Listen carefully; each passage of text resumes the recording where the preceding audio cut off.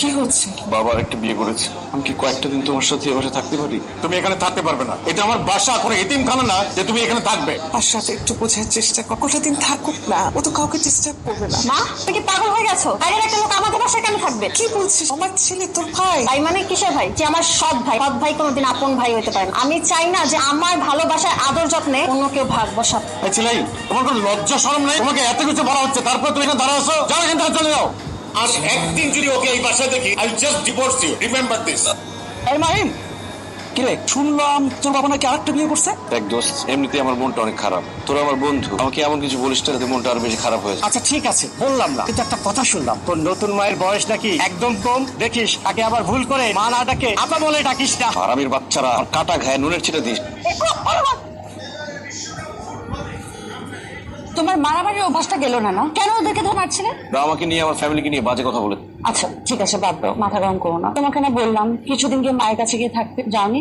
গিয়েছিলাম, আমার সৎ বাবা আর সৎ বোন আমাকে থাকতে দিল না। কেন? কেন আবার? আমি কে তাদের যে আমাকে সেখানে থাকতে দিবে? আমাকে যা না তাই বলে অপমান করে বের করে দিল। আন্টি কিছু বলেনি? মা কি বলবে? ওনারা যা বলবে সেটাই মেনে নিবে। আচ্ছা বাদ দাও এসব কথা। তোমার তো একদম শুকিয়ে আছে, সারাদিন কিছু খাওনি না। বাসায় গিয়ে ফ্রেশ একটু খেয়ে নাও। আচ্ছা ঠিক আছে, আমি তোমাকে বাসা দিয়ে আসি।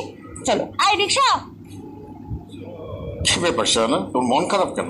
এমনি এমনি না, আমি জানি তোমার মন কেন খারাপ। বাসার ওই আরেকটা বিয়ে করেছে, সেই জন্য তুমি জ্বলে পুরো একদম ছারখার হয়ে যাও। ফালতু কথা বলবে না আশরাফ। সে আরেকটা বিয়ে করলে আমার মন খারাপ হবে কেন? তোমার মন খারাপ হবে এই জন্য শাহানা এখনো বাসার কথা ভাবো। বিশ্বাস করো আশরাফ, তুমি যেটা ভাবছো সেটা ঠিক না। আমি যেদিন ওর সংসার ছেড়ে এসেছি সেদিন ওকে ভুলে গেছি। আর তুমি যদি বাসাকে ভুলে যেতে তাহলে তুমি আমার কথা শুন।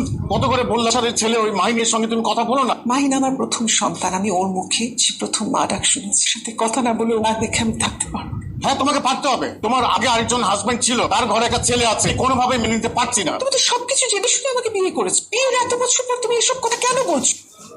কি ব্যাপার? তোমার তো কোনো কমন সেন্স নাই। দেখছো যে এখানে হাজবেন্ড ওয়াইফ বসে খাচ্ছে, এখানে এসে দাঁড়িয়ে আছো। উনি আপনার হাজবেন্ড হলে আমার বাবা। কি ব্যাপার বাবা, আজকে খাওয়ার আগে আমাকে ডাকলেন না? তুমি কি কচি খোকা যে তোমার বাবা তোমাকে ডাক দিবে, মুখে তুলে তুলে খাওয়াবে? শোনো, এতদিন তুমি তোমার বাবার সাথে খেয়েছো, খুব ভালো কথা। এখন তোমার বাবা বিয়ে করেছে, সে এখন আমার সাথে খাবে আর তুমি আলাদা খাবে। বাবা, উনি কি বলছেন? আমি কি এখন থেকে আলাদা খাবো? সব সময় যে একসাথে বসে খেতে হবে এমন কোনো কথা নাই। তোর মা যখন চাইছে না, তুই পরে আলাদা হয়ে দিস, কেমন? উনি আমার মা না। উনি আমার মা হলে আমাকে আলাদা খেতে বলতো না। উনি আমার সৎ মা, আর সৎ মা কখনো আপন হয় না। সো ফার্দার ওনাকে মা বলতে বলবে না। হ্যালো, কি করছো? এই তো বারান্দায় দাঁড়িয়ে আছি। আচ্ছা রাতে কি খেয়েছো? না, এত রাত হয়ে গেছে, এখনো তুমি খাওনি কেন? আমার বাবা সবসময় অনেক ব্যস্ত থাকে, কত ব্যস্ততার মধ্যেও আমাকে ছাড়া খেতে বসে না। কিন্তু আজকে আমার সৎ মা আমাকে বলে দিল। নিচে নাম, আমি তোমার বাসা নিচে আসছি। কেন? আমি খাবার নিয়ে আসবো, তারপর দুজন মিলে একসাথে খাবো। রিয়া, রাতের বেলা কষ্ট করে আসতে হবে না। তাহলে আমাকে প্রমিস করো তুমি আমার ফোনটা রাখার পর এক্ষুনি গিয়ে খাবে। ঠিক আছে, খাবো, promise. Very good. Bye. By.